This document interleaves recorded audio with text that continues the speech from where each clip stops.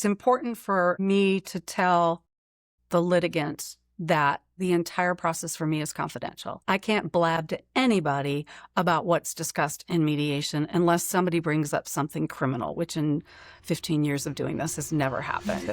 Talk about what that process looks like for you from start to finish. Yeah, so for me, it's a completely confidential process. I can't be called to court later if we don't get it resolved to be able to testify about what we discussed. It just doesn't happen. And then, of course, the litigant, if they're represented by an attorney, they have attorney-client privilege.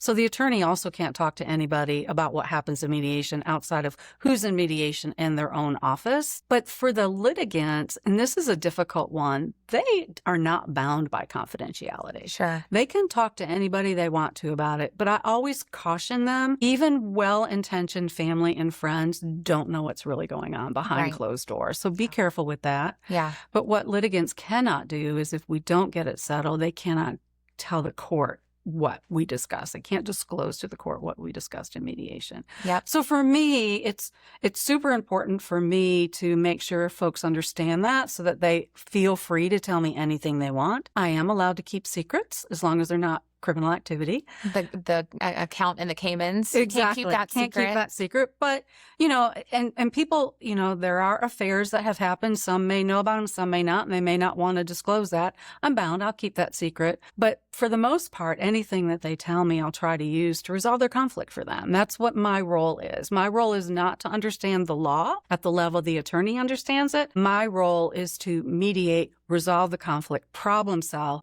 help people be creative in getting a resolution that works for them, and if there's children involved, works for the family. Yeah. And I think that's a great segue to what it's like on my end as the attorney, because I utilize the mediator as almost my sounding board sometimes, because you're not required to know the law, but you've been practicing for 20 plus years. And of course, you know the law. And oftentimes when I'm mediating, I look at my mediator who's a friend, who's, a colleague, somebody I know very well. And I can say, Deb, what do you think about this? Because I'm thinking XYZ because I've got this case that tells me I'm going to win, and I get a little fiery and passionate about it. And I'm like, I just would rather go into that courtroom and win. And, and usually my mediator says, calm down, Jen, and helps us work through whatever we got from the other side in a way that is knowledgeable about the law, but is still neutral and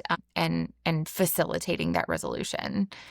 Yeah, and that's a good point. I mean, there are attorneys that come into mediation just to check the box, to say that they've done it. Sure. And so they become very difficult, and they can sometimes get in the way, because I believe that the majority of clients that go to mediation really want to be done with their lawyer. They want to be done with the case. They want to be done with the lawyer. They want to close this chapter and they want to move on. So when you have attorneys that aren't willing to listen to their client or listen to the mediator sort of talk about those things, it makes it really difficult to resolve. But I will also say I have mediators like you or attorneys like you and others who use me as a second resource to sort of confirm what you've been trying to explain to your client or not. If if it's not working that way. And so I do tell everybody, I'm not going to give legal advice, even though I have been practicing for a long time. And if you have a great attorney, rely on your attorney for advice. But if your attorney asks me for advice, I'll weigh in